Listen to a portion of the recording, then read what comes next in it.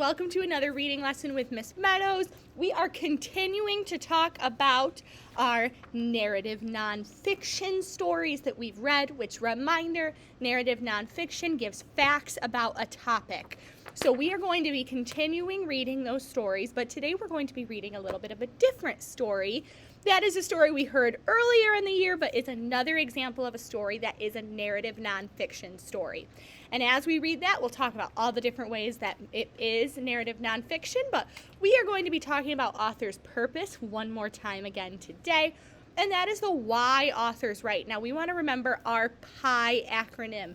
The why could be persuade for P, which means they're trying to convince you of something. The I would be for inform, which means they're trying to teach you something. Or the E would be entertain, which means they're trying to make you have fun and entertain you. So those are our whys to remember for author's purpose of why an author writes a story. So if you're writing a story in class, you might be writing a story to entertain someone, to make them laugh, to make them happy. But you could be also writing to inform them, to teach them something, or to convince them of something. We figure out the author's purpose by first looking for clues about the genre, which our genre this time is narrative nonfiction, which means real setting, real people or animals, photos, realistic drawings, dialogue, words that describe or events in order. And then we're going to ask questions about what you read and find answers. So did we learn something from the story? Did the story make us laugh? Did it convince us to do something? And that's how we figure out the author's purpose. So we'll be thinking about that as we read our story today, which is Oscar and the Moth. You might remember this from our module on light and dark. This is a book about light and dark, and it's by Jeff Waring as the person who writes this. So this is a little bit of a reread. You do not need your My Book for this story because this was one of our read-alouds, so it is not in your My Book anywhere. But let's sit and listen. We'll talk about how this is a narrative nonfiction story as well as what we think the author's purpose is at the end. Alrighty, Oscar and the Moth. One summer evening, Oscar lay on the warm back step. Moth was just waking up. "Where does the sun go at night?" Oscar asked her. "It doesn't go anywhere," Moth answered. "But the earth is always turning around. Now it's turning slowly away from the sun." Oscar was surprised. "But I'm not turning around," he said. So already I'm noticing that we have a couple of different things that we see on our narrative nonfiction anchor chart that show us what narrative nonfiction stories can have, such as real settings. So this is not taking place somewhere it doesn't look like. It looks like it's maybe outside of a house, which is a real place. A house could be a real place, so that would be a real setting. It also has real animals. I see a cat and a moth that look like a cat and a moth. They don't look like they're a made-up one. And dialogue. This reads like a story with dialogue, which is the times that the characters are talking. Like, for example, when Oscar says, "Where does the sun go at night?" That would be Oscar's dialogue. So these are all elements that are going to make up narrative nonfiction, but it reads like a story, but it's going to be teaching us some facts. Let's see what we learn. "We can't feel it," Moth said, "but we can see it. When our side of the earth turns towards the sun, it gets light, and when it turns away again, it gets dark." So here we have the sun starting down here, and that's when it's morning, when it's still rising. At lunchtime, it's at the highest point it's going to be in the sky, and then at evening, it sets again at the end of the night. So we're learning about the sun and what makes it light and dark. If I'm thinking about author's purpose, do you think they're trying to convince us of something? Or do you think they're trying to inform us of something and teach us something? Or are they just entertaining us? Let's see what we think as we continue reading. Oscar sat up. "I'm cold," he said, shivering. "It's because we've turned away from the sun," said Moth. "And now we don't have the sun's light or its warmth. That's why it's almost always colder at night than during the day." So that page is teaching us that when that sun goes away and it's nighttime, most of the time it gets colder because we don't have the warm sun heating up our earth. So it gets a little bit colder at night. So I'm thinking back to that author's purpose. Do we think that this is maybe persuade or convince you?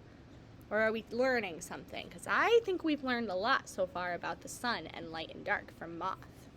Just then, the outside lamp came on. Moth flew toward it. I sleep during the day, she said, so I don't see the sun, but I love the lamp's light and its warmth.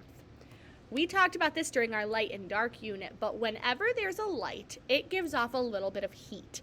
So a lamp in Miss Meadows' room, if I were to see these like twinkly lights in my room back here, if I were to go and squeeze one of those, it wouldn't probably burn me, but I would be able to feel some heat from it. Now the sun, if I were to touch the sun, it would burn my whole finger. It would really hurt me really bad because it's so hot it heats up the whole earth. But my little twinkly lights only light up a little bit of the back of my room. So I would be able to squeeze one, and if it had been on for a long time, it would maybe hurt a little bit. I would feel some warmth from it, but I wouldn't get burned and hurt from it. That's why the moth likes to go to the lamp, because it's so little and that light's been on for so long that it gives off warmth. And because the moth is asleep during the day, it doesn't get to experience the sun, so it goes to this light to feel warm. Oscar looked up. He could feel the lamp's warm light on his face. Is the lamp as hot as the sun? He asked. No, said Moth. The sun is our brightest and hottest light, just like I said. Are all lights hot? Oscar asked. Not all, said Moth, but many are. Bigger lights are going to be warmer. Lights that have been on for a longer time are going to be warmer. However, if it's just a little tiny light like my little twinkle lights, I would be able to touch one and not get burned, but I might feel some warmth. Oscar climbed off the step and looked out at the starry sky. Moth flew down to join him. You can only see the stars at night, she said. They're always shining, but you can't see them during the day because of the light from the sun. Our sun is also a star. It is closer to the earth than other stars are, so its light is much brighter to us than theirs, and it looks very big. So, there are always stars shining. If I were to look in the sky right now, if you were to look in the sky right now, stars are up in the sky and they are shining, but because of that sun shining, it is too bright that we can't see them. So we can only see them at night when the sun goes away and the moon is up and it's darker. That's when we can see stars. But they don't enter the sky. They're always there. We just can't see them. Moth flew towards the street. Without the sun's light, we need other lights to help us, she said. Oscar could see the lights of an airplane, a street light, and a lamp in the window. What are those little lights? He asked. They're dancing. Those are fireflies, Moth said. They're beetles that can make their own light.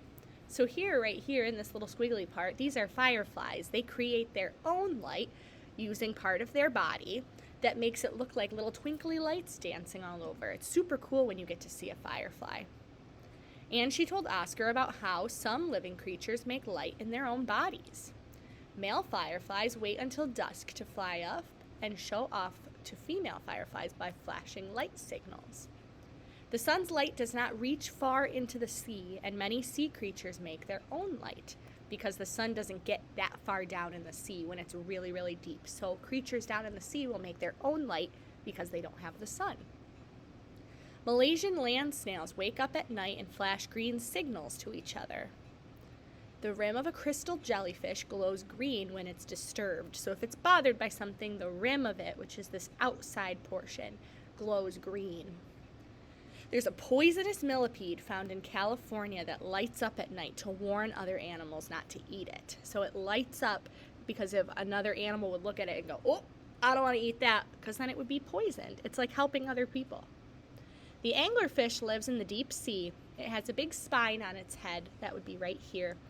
The tip that glows blue-green. The tip acts as bait to lure other fish, which the anglerfish then eats. So other fish see this beautiful little bulb, and they're like, ooh, I wonder what that is. And then they go up to it and chomp. They get chomped. I wish I could glow too, Oscar said. Just then, Oscar noticed something swooping around. Look, Moth, there's your shadow, he called. My body is stopping some of the light from reaching the wall, Moth said. It leaves a dark patch. That's the same shape as me. Where's my shadow? Asked Oscar. If you stand up, Moth said, you'll see. Oscar got up. There was an Oscar-shaped shadow on the wall. because his body is blocking some of that sunlight. So then that sunlight can't hit this part of the wall, and it looks like an Oscar-shaped shadow. Oscar lay down again, and so did his shadow. He closed his eyes. The dark behind his eyelids made him feel sleepy. "Is it nearly morning?" he said with a yawn. "Not yet, Oscar," said Moth. But Oscar didn't hear her. He was already dreaming about the bright sun, the shining stars, and deep-sea fishes. Alrighty, so that is our story for today. I am pretty sure, based off of our reading, that was another example of our narrative nonfiction because it had real settings, real people or animals. It had realistic artwork. They looked like real cats and real moths. It had dialogue, it had describing words, and it had some text and graphic features in it as well. So we can check that off as another narrative nonfiction story, which is based on facts and not a made-up story. And I think we figured out what our author's purpose was. Give me a thumbs up if you think it was to convince you of something. Yeah, I don't think it was. I don't think it was trying to convince you anything. Give me a thumbs up if you think it was to entertain you. It could have been. That could have been part of it. If you enjoyed it, the author obviously wants you to enjoy the story, so it could have been partially to entertain you. But give me a thumbs up if you think it was to inform you or teach you something. Yeah, definitely. That story was meant to teach you about light and dark, and it was written by the author so that you would be able to learn about light and dark through fun characters named Oscar and the Moth. I hope you enjoyed it. If you've got some time left, you may go get your choice board activities to earn some gems and go ahead and work on those. But I loved rereading this story and continuing to learn about narrative nonfiction with you. I hope you enjoyed it too, and I can't wait to read again with you tomorrow. Bye, friends.